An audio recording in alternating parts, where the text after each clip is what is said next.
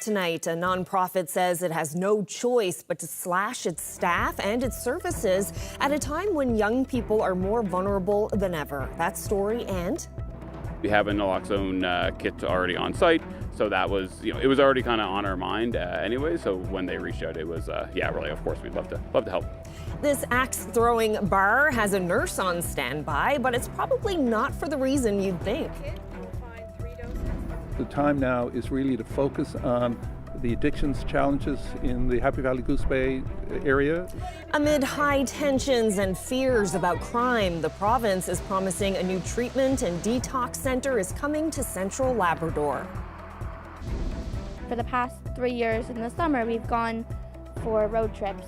And we'll take you into the heart of Gross Mourne and meet a family visiting as many natural wonders as possible. This is CBC Here and Now.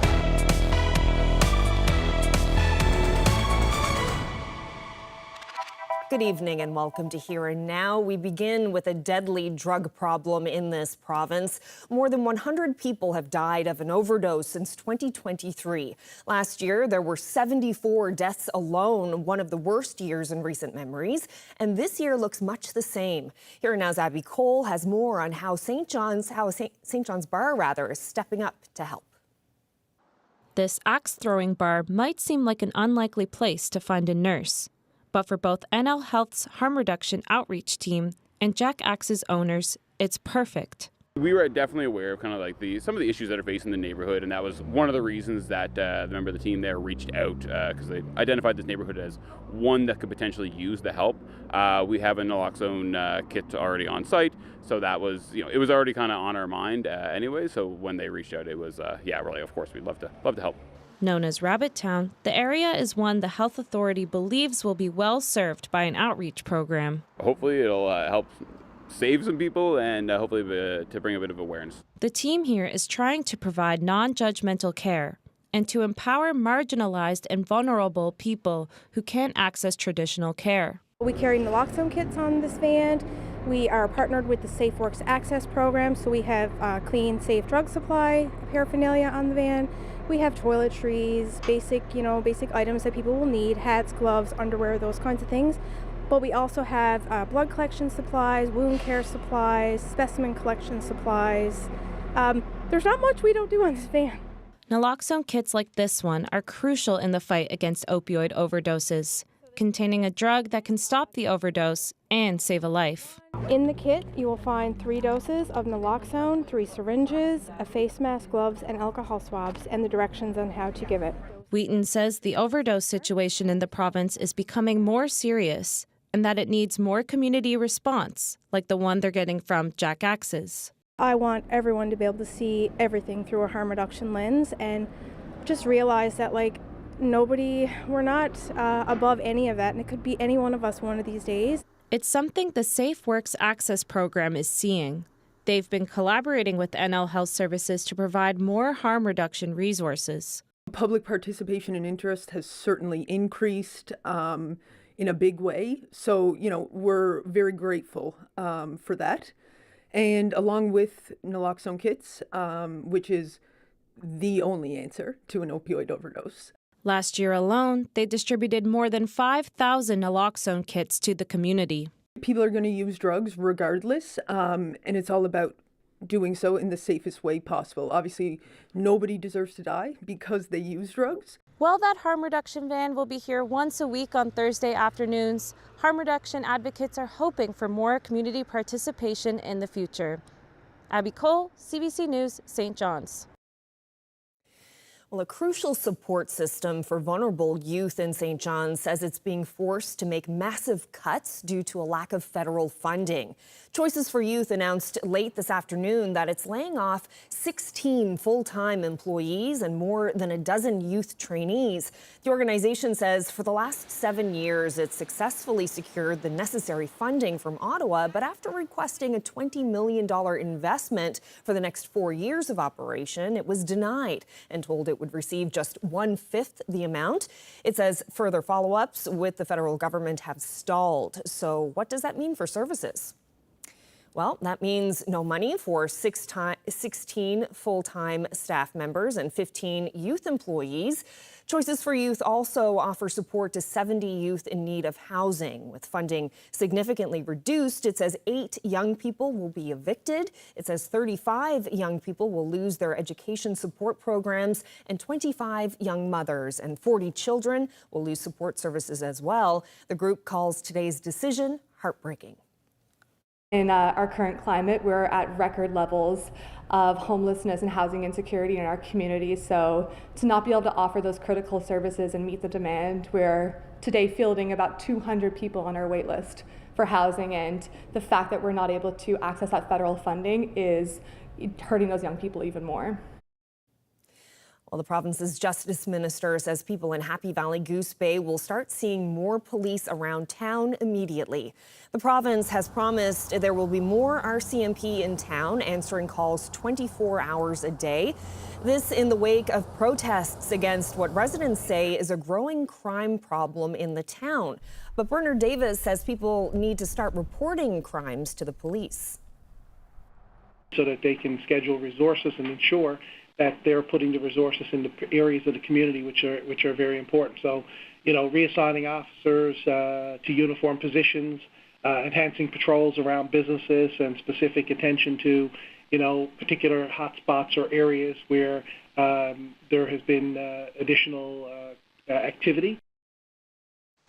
Now, in addition to more police, the province is also promising to set up a new detox and treatment center in central Labrador. Happy Valley Goose Bay is struggling to deal with growing homelessness and to help people who need mental health and addiction services.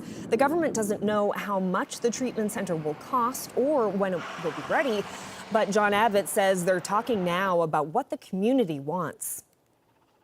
We are looking at usually a one level, and we can either build something, a standalone facility, or attach it to an existing facility. So we're looking at the pad and home as an example. We also have beds at the hospital, the mental health and addictions beds. Can we use some of those?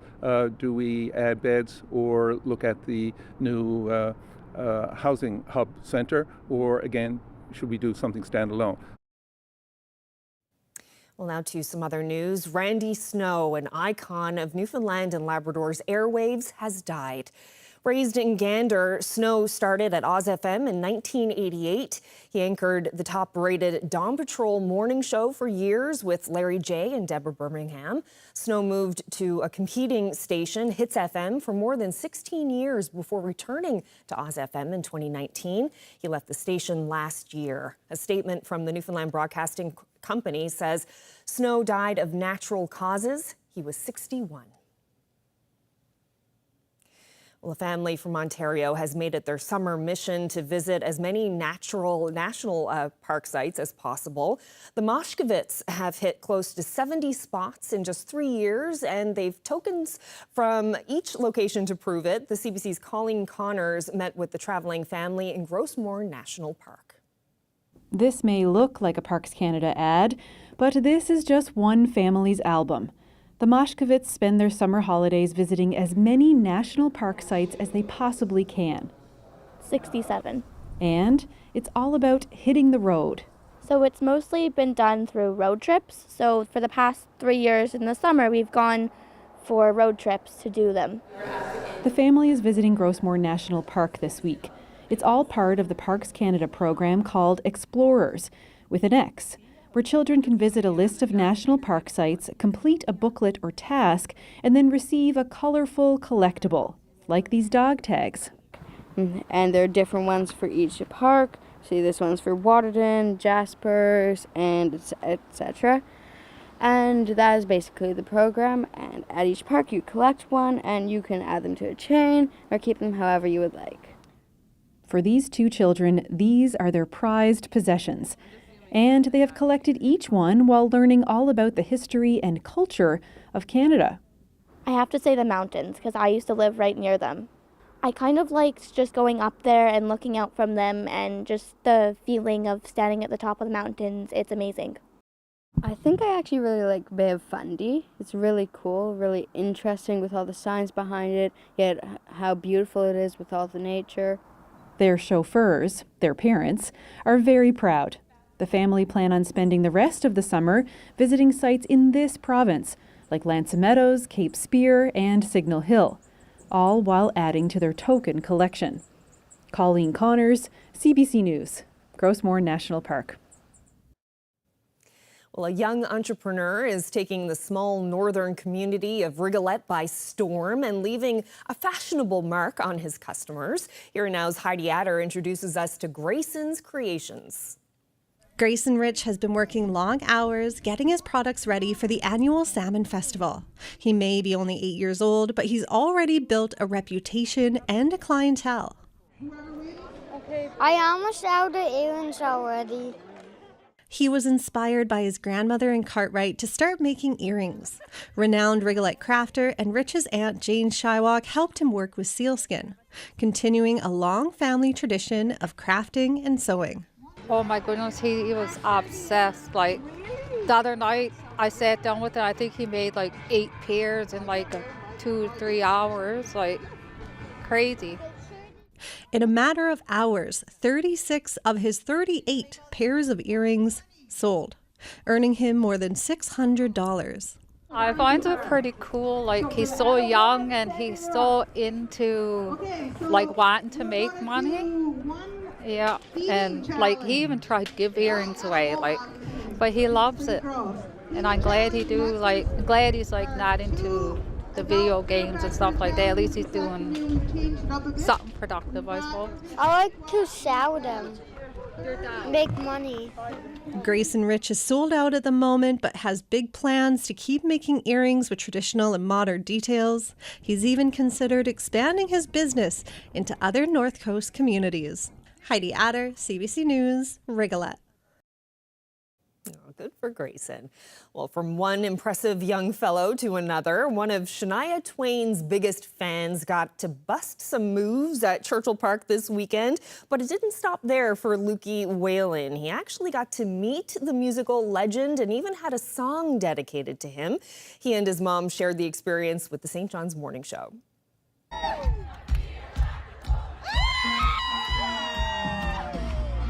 Lukey, what's it like? A couple of days ago now since Shania did her weekend. Are you still buzzing from the high of it all? I love it. Yes, you're still so excited. We're still on a high, aren't we, Lukey? Yep. We reached out to Churchill Park Festival. And me. Yes, and you, and we wrote a story all about Lukey. A few weeks ago, we got an email saying that Lukey was the chosen recipient to meet Shania. Oh, and there was an ominous donation.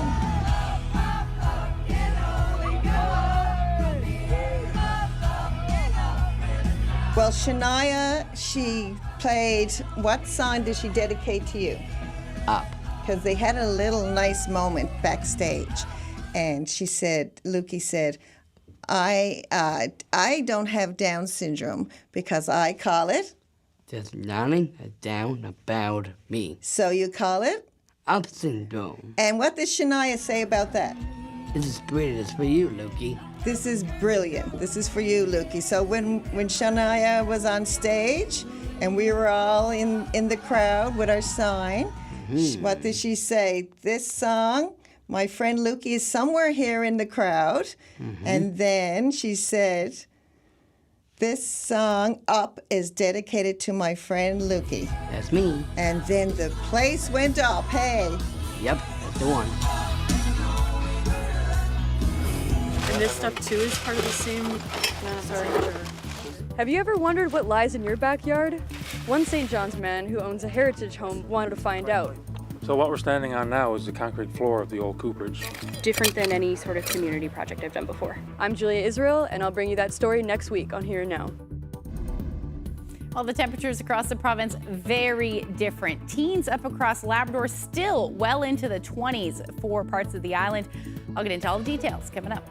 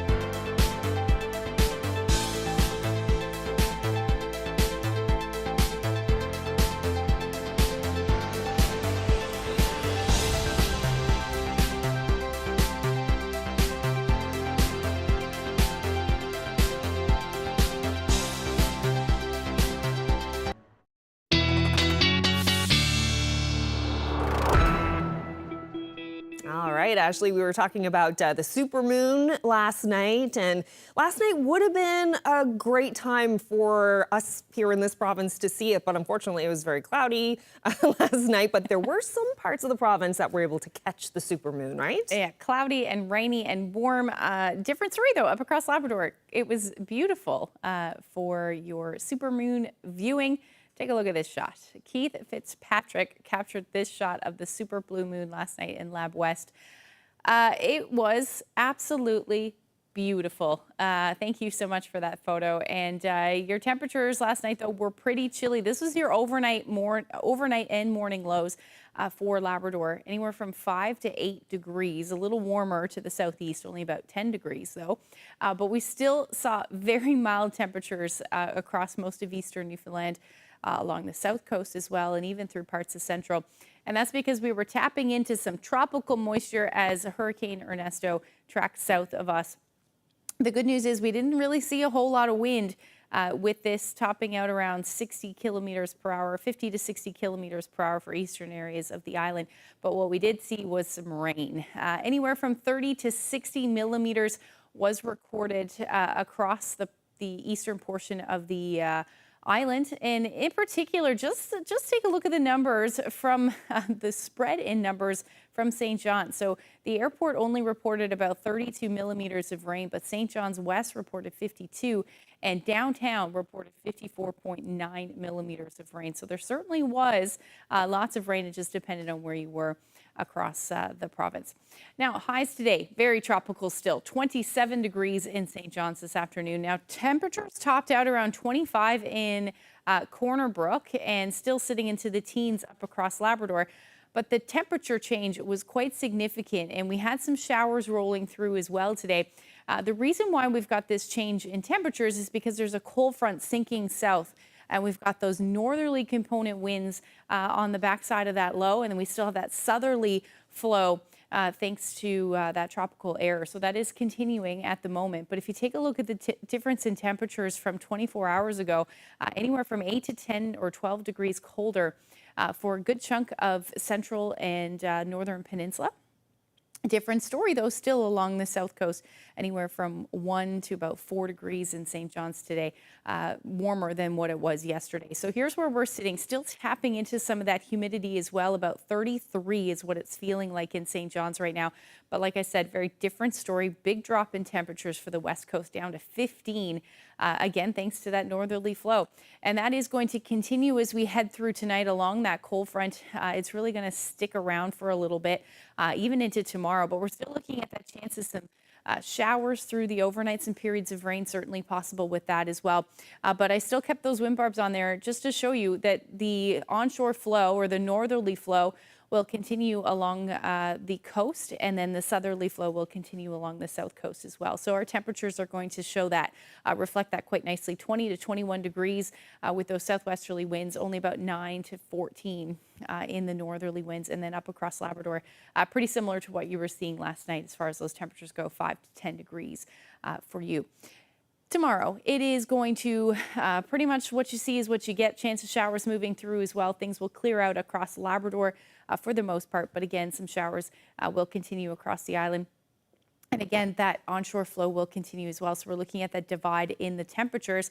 As we head through the overnight, better chance of some rain. That will be the story for the southern, the Burin Peninsula rather, and the Avalon as we head into the morning. So some heavier showers anticipated with that as well. Temperatures, like I said, there you go. Anywhere in the teens really for the west coast through central, that northeasterly flow. And then along the south coast, again, still looking at the 20s. The humidity is going to stick around for one more day as well. We'll see a drop in that as this cold front continues to sweep through. It will drop those temperatures as we head into Thursday. But for tomorrow, enjoy it while it lasts. Up across Labrador, you are looking at your temperatures a little cooler towards the coast, anywhere from about 10 to 18 degrees through the day. Still some sunshine, though, mix of sun and cloud in there as well. But the winds out of the north, but still looking at about 18 to 19 degrees for the rest of Labrador. We'll get into the long-range forecast coming up. Thanks, Ashley. Well, Mark Critch is heading back to Holy Heart for his first year of high school, a young TV version of Mark Critch, that is. The series Son of a Critch is heading into its 4th season, and the show's producers invited CBC to set for a behind-the-scenes look at what's in store. If you're gonna do this, you need to be rad. Everybody goes through all these crazy changes in high school.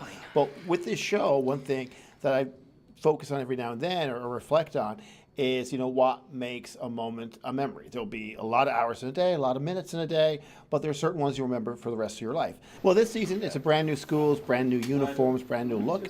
We still have our family that everybody loves, but the school has changed. We're at Holy Heart of Mary, the real school I went to. We meet Kevin Lewis, who was played by Sean Doyle from Labrador.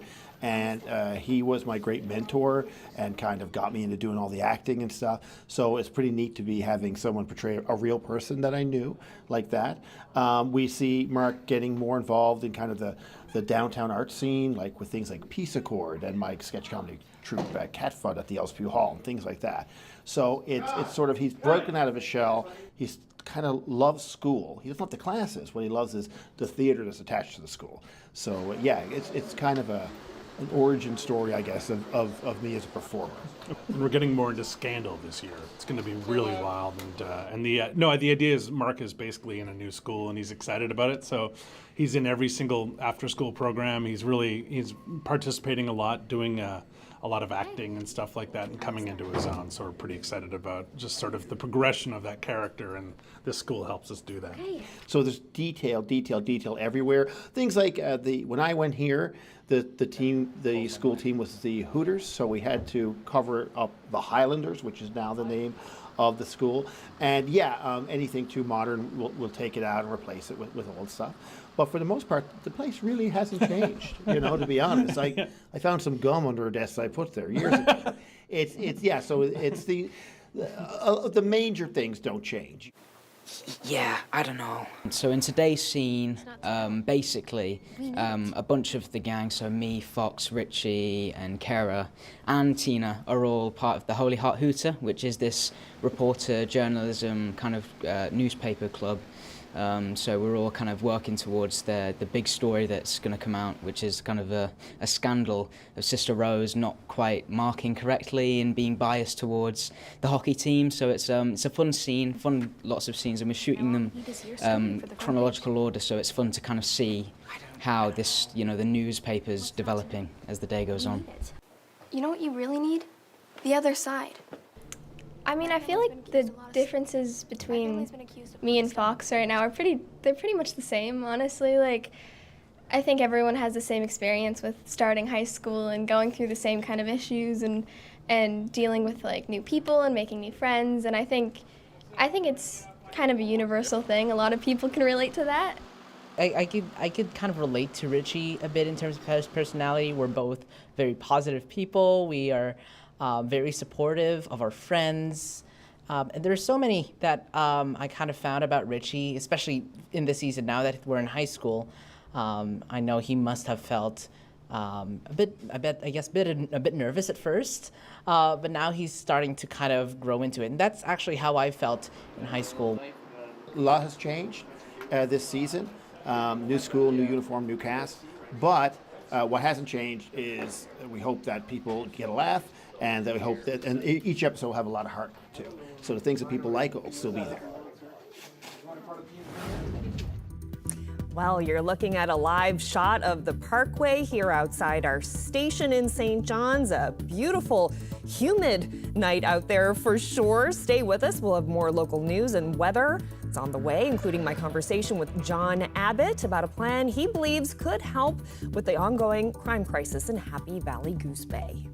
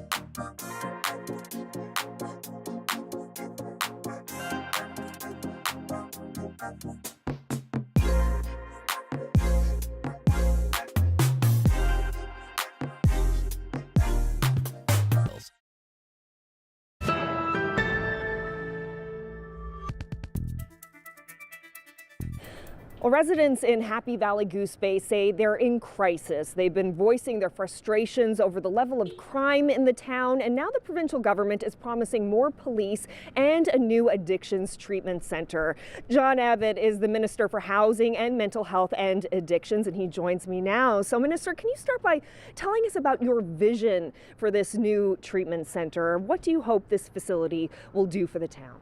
Well, Carolyn, we certainly have heard and known for quite a while that addictions treatment is needed in Labrador and elsewhere in the province. But we're also here and talking certainly through the community leaders, talking to the mayor, talking to the MHA Pierre Trimper, that we felt the time now is really to focus on the addictions challenges in the Happy Valley Goose Bay area in particular, and what services need to be provided. And we're going to use the model that we have, say, Humberwood on the West Coast, the Gray Centre and others, that we can build on and use that type of model, but bring it to the community to talk to them as to what they feel would be the most appropriate design for that service. And then we will be putting that in place. Okay. Can we talk some specifics here? What's the cost of this addictions treatment center, and what are the timelines?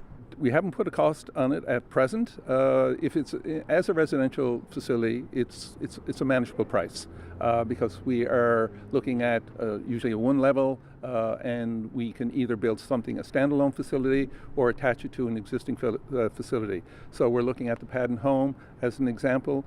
We also have beds at the hospital, the mental health and addictions beds. Can we use some of those?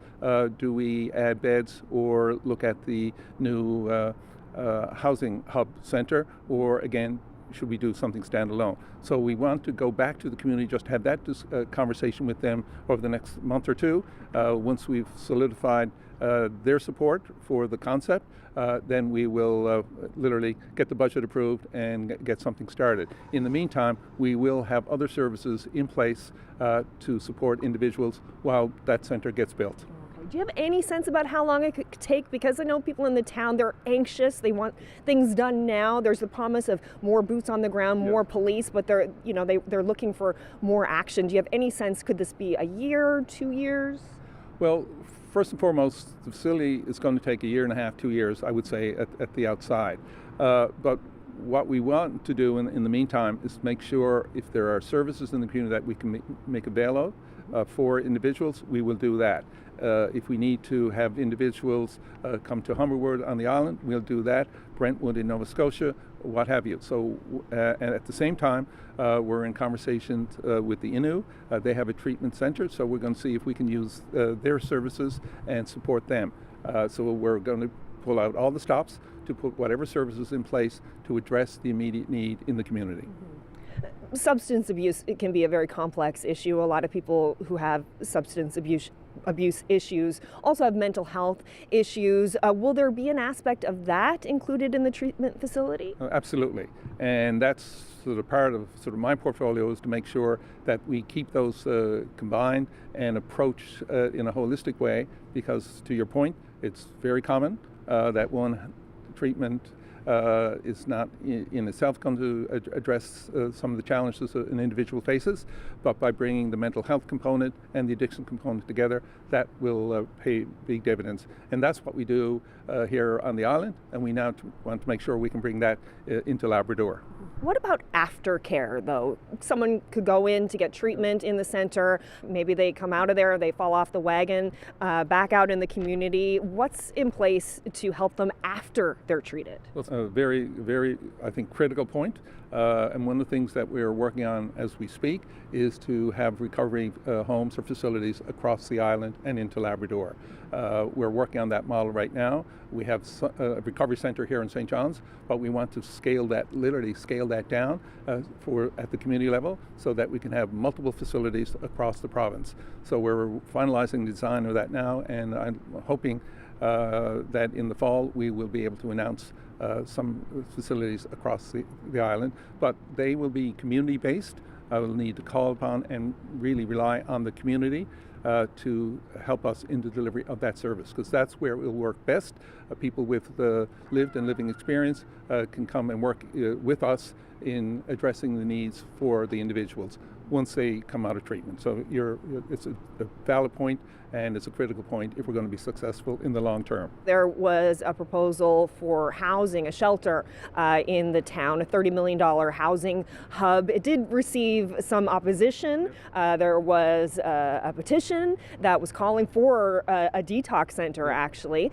So what is the status of that shelter now? Is that still going to go ahead? So the housing hub, as I call it, that we're still working on planning on that. We're working with the town in terms of physical infrastructure to support it being put in place, and we are going to continue to work on that. But what we did hear from the town and from the residents quite clearly is they want some of the other issues addressed, the policing issues, security issues, treatment issues. So we're going to elevate those, get those addressed literally over the next days, weeks, and months. At the same time, we'll continue with the planning for the facility, and with if everything goes to plan, we can put a tender out maybe later on this year. But we want to make sure everybody and the community is on side before we step any further on that particular component right now. All right, Minister John Abbott, thank you so much for this. Appreciate your time. Likewise, thank you.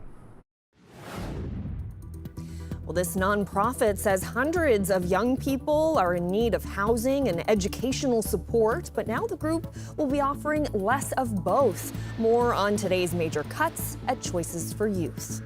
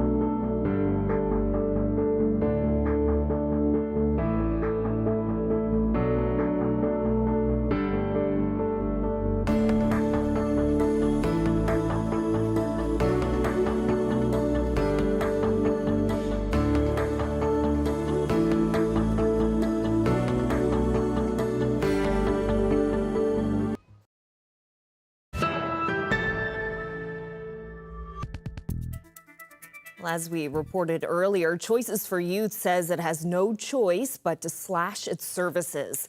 The St. John's nonprofit says a lack of federal funding means it's being forced to operate with just a fraction of its staff and programming.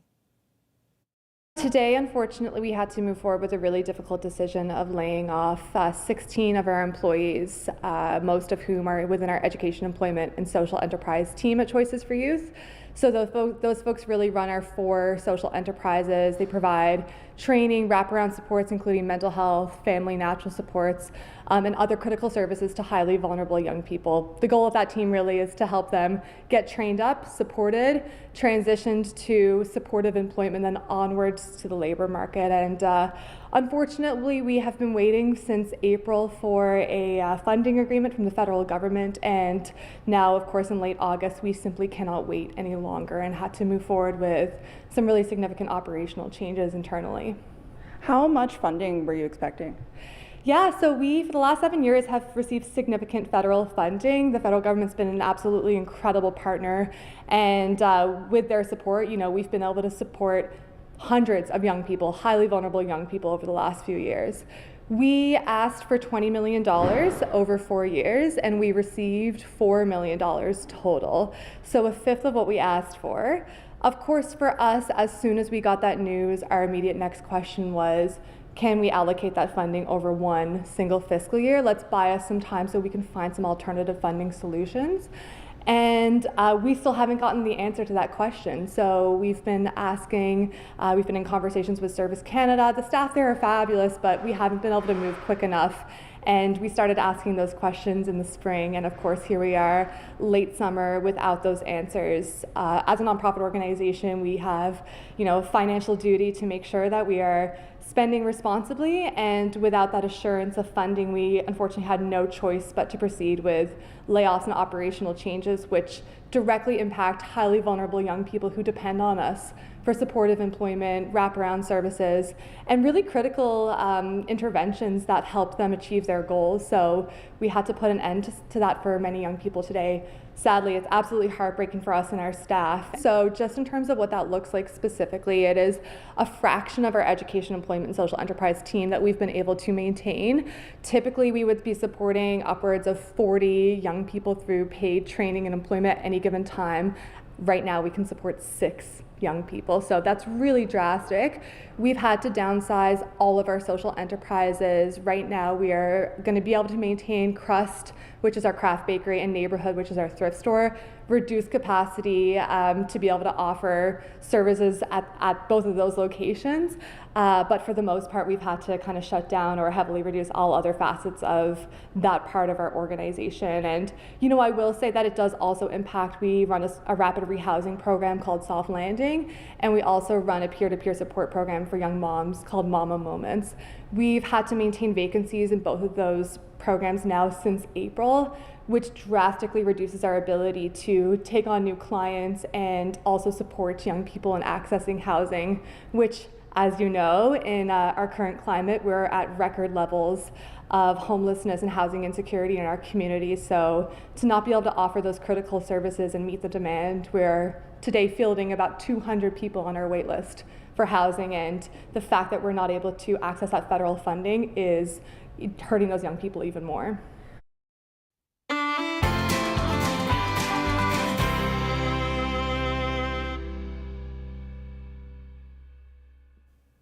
Well, Mona Khalil arrived in Canada in 2018. Her dream was to open a restaurant in St. John's, and today it's a reality. They're open and serving up shawarma, falafel, and other traditional Syrian dishes. First, halal chicken breast. Wash it, marinate it all night in the fridge with all the spices, and I have my secret recipe. And we add a little bit of orange juice, and then in the morning we grill them, and then we put them on the grill again when we make the shawarma wrap itself. So it goes in sage bread, which is homemade bread, with garlic sauce and cucumber pickles. We wrap it and then we toast it. Toasting the shawarma is an art. it's like not everyone can do the same type of roasting. And then we wrap it and give it to the customer. It should be hot at the beginning, so people say like, it's really hot and yummy all the time. The Muslim community and the Syrian community are really, really happy about the restaurant because they were looking for a place like that. Me, myself, I was looking for something like that, and I never found it. So people were complaining most of the time about not finding halal food, not finding such a place for food. So now they can find it and they are telling each other. I think more people will know now about it. So I think people are very, very happy about the halal options that we have here. And we are getting more customers from the Islamic and Syrian community every day. Cooking is my passion. It's my therapy. I keep saying that all the time. It's my therapy. When I'm not feeling well, I go to the kitchen, I cook, I feel better.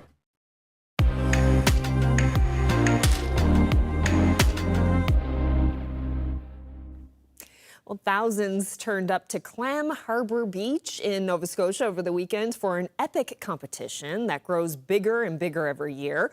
For more than 40 years, creators have been designing incredible structures out of sand. And as you're about to see, some are using their creations to deliver a social commentary. Oh my gosh, you're at the Clam Harbour Beach Sandcastle competition. It is the 44th. Competition that we host here. Halifax Regional Municipal staff, as well as the province, and a huge, giant team of volunteers. It's a pretty big event. I'm guesstimating we have approximately 5,000 to 8,000 people here at the beach today. It is awesome. I mean, it's a big job for this big group of people to pull this together for this one-day event. Many days to plan and prep and load in, and of course many days to load out. So having thousands of people here enjoying the beach and the competition today is exactly what we hope for. Well, I'm from Ukraine. I make it first time in my life. I try make it perfect. I hope it will be Peggy Cole. Me, 46 years old, it's the first time in my life. We're here to make a statement. And have fun at the same time and enjoy a beautiful beach at the same time and maybe win, who knows, right? But basically we're making a statement about the state of things in the greater HRM and the province, to be honest with you, with regards to homelessness. Whereas most of us, we don't realize it, but we're one paycheck away from being on the streets. And so we're carving today a faceless gentleman sleeping on a bench in the winter, covered with a blanket, to drive the point home that, you know, it's not them, it's not us, it's everybody. It's an everybody situation, it's an everybody problem. Oh, we've been coming here for 30 years now. I think people expect us to see us at this point. So I got no choice now. No, we just love doing it, and the kids love to see it, so, you know. And I've been bringing my kids here since they were toddlers, so, you know. I actually came today with the attitude that I'm not even competing, because I just relax and have fun with it. Thank you everyone for coming to help us celebrate the 44th annual Clam Harbour Beach, and maybe we'll see you next year for the 45th.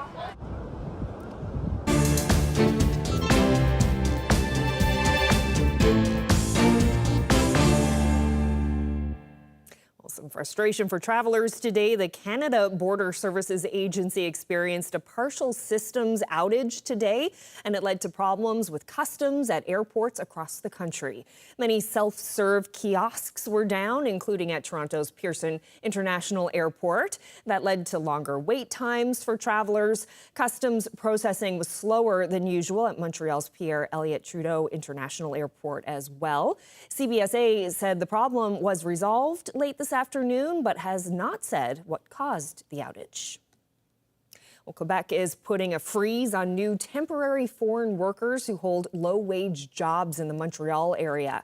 Premier François Legault says the 6-month freeze will apply to new applications and renewals, but will exempt nurses, teachers, construction workers, food production employees, and those making at least $57,000 a year. He says the total number of temporary immigrants across Quebec doubled from 300,000 to 600,000 in 2 years, putting a strain on housing, social services, healthcare, and education.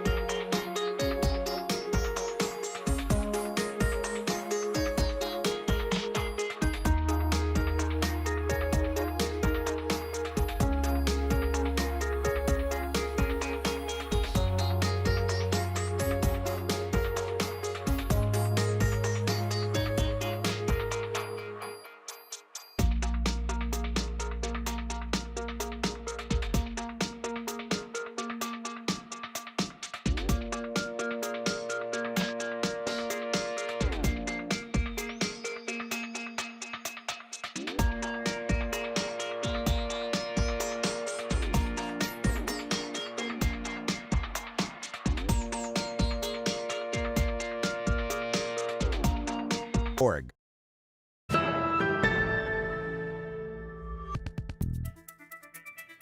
Well, come September, Targa drivers will start their engines for a week of fast fun, winding their way over parts of the island. Robert Gnu is the founder of Targa Newfoundland. He swung by the CBC radio studio earlier today to talk about what to expect. This is all about real roads, real people, and real cars. So this is not formula. This isn't ideal situations, and yes, there are potholes. There sure are around this province, yeah. Targa is a speed race, right? Like, it is a race. You want to get there before the other guy.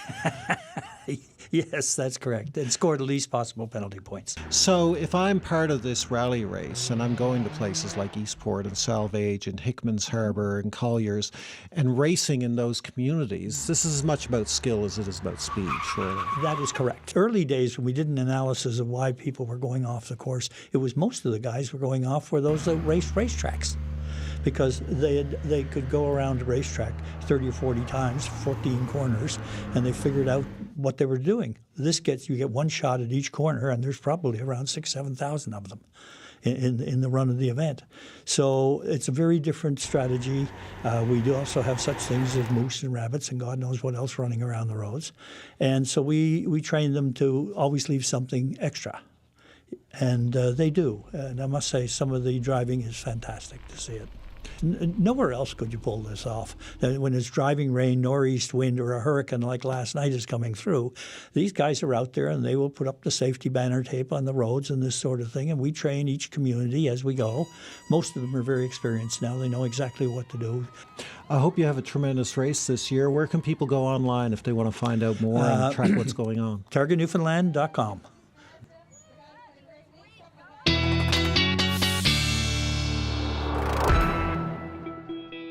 Looks like a bit of fun. Hopefully they'll have some good weather in September for that road race. And we're going to look at the long range forecast now. Not that long range. No, I can't look that far ahead. No, unfortunately not. But how is it looking over the next few days? A little rainy, a little unsettled. We're going to see a big change in temperatures over the next day or so for parts of the province as well. Let's take a look at what's going on. So here is your Wednesday evening forecast. Still looking at the chance of some showers. You'll note those wind barbs there. We're looking at the winds shifting back to a more northerly wind, so that is going to drop the temperatures Wednesday night across eastern areas of the island. And some showers will continue as well as we head in at least the first part of Thursday morning for the Avalon. Then we'll see the next weather maker move in. Like I said, it's going to be unsettled. So the chance of showers yet again for the south coast as well as southwestern portion. We'll start to see some of those showers eventually make their way further north as well. Thursday's temperatures, like I said, are going to cool down. So we're looking at daytime highs anywhere from 16 to 20 degrees for most of the island. Up across Labrador, pretty similar, 18 to 23. But again, you're going to see plenty of sunshine through the afternoon on Thursday. And then as we head through the overnight again into Friday, a bit more unsettled as this front pushes further north. And again, we're going to return to more southeasterly winds, which again is going to be a little bit on the cool side for most of us. And then some showers will eventually work their way into Labrador, especially into the evening hours for the southeast. And really overall, the mix of sun and cloud with the chance of showers for most of us across the island. So 17 to 22 degrees will be the story. We're going to start to see some of the muggy weather return. It won't feel humid, but it'll feel a bit muggy. And then Labrador, you're looking at temperatures between 21 and 24 degrees through the day, again with some sunshine and some late day showers in the mix there as well. As we head through to the weekend, our temperatures should sit in the 20 to 23 degree range. Again, overnight lows are still sitting in the teens till we get there. So Saturday, chances of some showers for the first part of the day, and then we should see some sunshine. Sunday looks lovely at this point. With the daytime high again around 23 degrees. Now for central Newfoundland, you are looking at some shower activity Friday and Saturday, bookended there by some sunshine. But overall, your daytime highs are going to start to climb up into the mid to upper 20s by the time we get into Sunday. Then for western Newfoundland, showers really the story through Saturday. Sunday should be lovely at this point, 23 degrees. And again, overnight lows in the teens. Now for Labrador, you were looking at temperatures really warming up, especially in the east. 25, 26 degrees with some showers on Sunday. Lovely stretch of weather for western Labrador, still sitting in the 20s and plenty of sunshine. Our photo of the day is a shot of the summer sky in Port Harmon, Stephenville area. Thank you so much to Colleen for that lovely shot. If you have any great photos that you'd like to share with us, I know there are some out there, send them to nlphotos@cbc.ca and we'll try and get them on the show. Oh, looks like a painting of clouds. It does. Love those puffy clouds, cumulus clouds. Gorgeous. Now, I know like last night was the peak time to see the supermoon, but tonight it's going to be a clear night. Yeah. Will it still be a nice moon tonight? It should still be full, somewhat full, yeah. Okay. Okay. Yeah, might cut a little chunk out of it, but yeah, it'll still be beautiful. All right. Well, that's it for us. Thank you so much for spending part of your evening with us. Hope you can join us again tomorrow. Good night.